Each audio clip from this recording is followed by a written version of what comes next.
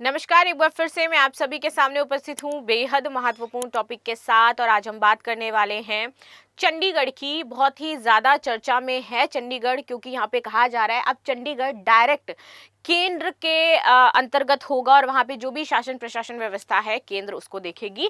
इसके तहत अनुच्छेद 240 का इस्तेमाल किया जा रहा है। तो चंडीगढ़ को अनुच्छेद 240 के दायरे में लाने की बातचीत यहाँ पर कही जा रही है। अब ये अनुच्छेद 240 क्या होता है, इसकी पावर्स क्या होती है, बिकॉज आपके पॉलिटी सेगमेंट में न्यूज बहुत ही ज्यादा इंपॉर्टेंट हो जाती है, तो एंड तक जरूर देखिएगा। मेरा नाम है प्राची मिश्र और आप सभी का बहुत बहुत स्वागत है संस्कृति आईएएस पर।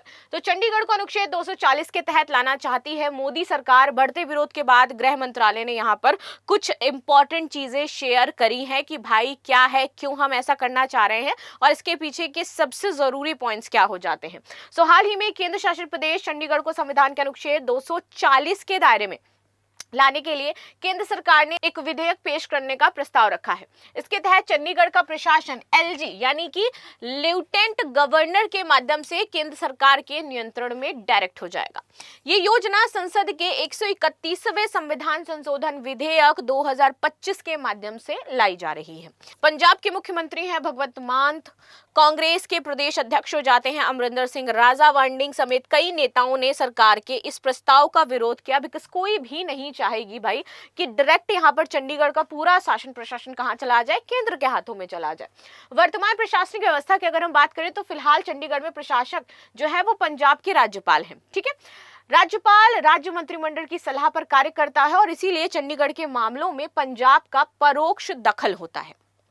ठीक है, इसीलिए यदि एलजी नियुक्त किया गया तो प्रशासन अन्य केंद्र शासित प्रदेशों की तरह सीधे केंद्र के अधीन हो जाएगा। और यही हम चाहते हैं कि जैसे केंद्र शासित जितने भी प्रदेश हैं सबका शासन प्रशासन कौन देखता है, केंद्र देखता है। लेकिन चंडीगढ़ यहाँ पे एक सिस्टम बन रहा था कि यहाँ पर डायरेक्ट हस्तक्षेप केंद्र का नहीं था जबकि पंजाब का था। तो अब सरकार ये चाहती कि पंजाब का हस्तक्षेप कम किया जाए और यहाँ पर डायरेक्ट जो कमान है वो केंद्र सरकार अपने हाथों में ले ले। अच्छा, चंडीगढ़ के जितने भी लोग, अगर मुझे चंडीगढ़ तक ये वीडियो पहुंचा और आप लोगों को इसके बारे में पता चला है तो आप मुझे बताइए कि क्या आप सरकार के इस फैसले से खुश हैं और पंजाब में जो ज्यादा इंटरफेरेंस है क्या इसकी वजह से चंडीगढ़ का विकास और इन सारी चीजों में समस्याएं उत्पन्न हो रही है। फर्दर आपको क्या लगता है कि क्यों ऐसा सरकार कर रही है, क्या किया जाना चाहिए। क्या है अनुच्छेद 240? तो राष्ट्रपति को केंद्र शासित प्रदेशों में शांति, विकास और प्रशासनिक व्यवस्था सुनिश्चित करने का अधिकार देता है। ये वर्तमान में लागू यूटीज जैसे कि अंडमान निकोबार, लक्षद्वीप, दादरा नगर हवेली, दमन और दीप तथा पांडुचेरी हैं।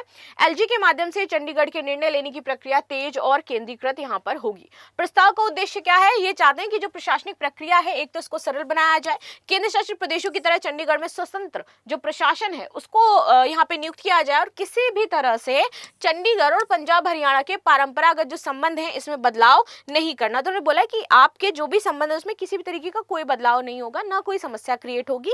फर्दर बस हम इतना चाहते हैं कि वहां पे कुछ प्रस्तावों में जो लेट हो जाता था कई कारणों की वजह से, उसका जो विकास रुक रहा था वो बेहतर तरीके से हो जाए।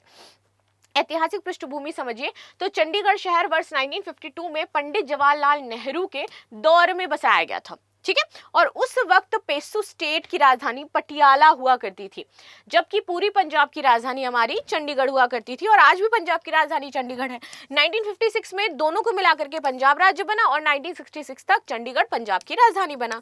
चंडीगढ़ को अगर चंडीगढ़ की बात करें तो इसको लेकर के दावा उसी साल शुरू हुआ जब हरियाणा राज्य अस्तित्व में आया। पंजाब राज्य पुनर्गठन अधिनियम के तहत चंडीगढ़ को यहाँ पर यूटी घोषित कर दिया गया। राजीव और लोंगोवाल समझौता उस समय बहुत ही ज्यादा चर्चा में रहा, बिकॉज 1985 में तत्कालीन हमारे प्रधानमंत्री थे राजीव गांधी जी और संत थे हरर चंद्र सिंह लोंगोवाल। इनके बीच में एक ऐतिहासिक समझौता साइन होता है। इस समझौते के तहत भी चंडीगढ़ पूरी तरह पंजाब को मिलना था और हरियाणा को अपनी अलग राजधानी बनानी थी।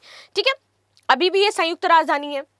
अब देखो, राजीव लोंगेवाला समझौते में नई राजधानी और पानी के बंटवारे के साथ ही कुछ अन्य बातें भी इन्होंने की थी और इन बातों को पंजाब और हरियाणा में से अगर बात करें दोनों में ही, तो दोनों को दिक्कत थी, दोनों ही इस बात को नहीं मानना चाहते थे, ये जो समझौता साइन हो रहा था। विरोध और विवाद उत्पन्न होता है। पंजाब के मुख्यमंत्री भगवंत मान, कांग्रेस के अमरिंदर सिंह राजा वांडिंग और शिरोमणि अकाली दल के नेता सुखबीर सिंह बादल ने इस प्रस्ताव का विरोध किया कि हम ऐसा नहीं करेंगे, वरना ऐसे तो आप ना धीरे धीरे हरियाणा को ज्यादा पावर देंगे और हमारी पावर कम कर रहे हो, इस वजह से शायद आप ये सारे काम कर रहे हो। विरोध का कारण था पंजाब का ऐतिहासिक और भावनात्मक दावे।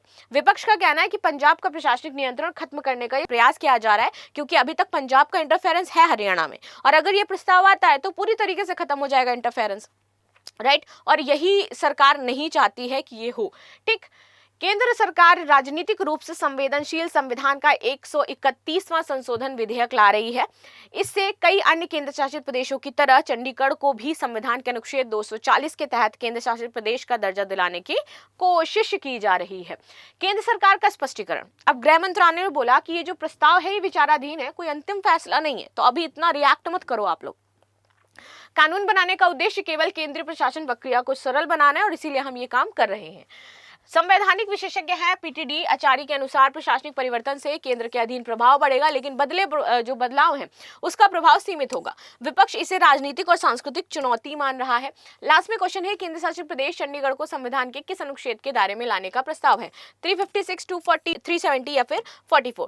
तो ये था आज का न्यूज जो हमने डिस्कस किया। मिलते हैं नेक्स्ट क्लास में, तब तक के लिए धन्यवाद। लाइक शेयर सब्सक्राइब करना बिल्कुल भी ना भूलें and thank you so much.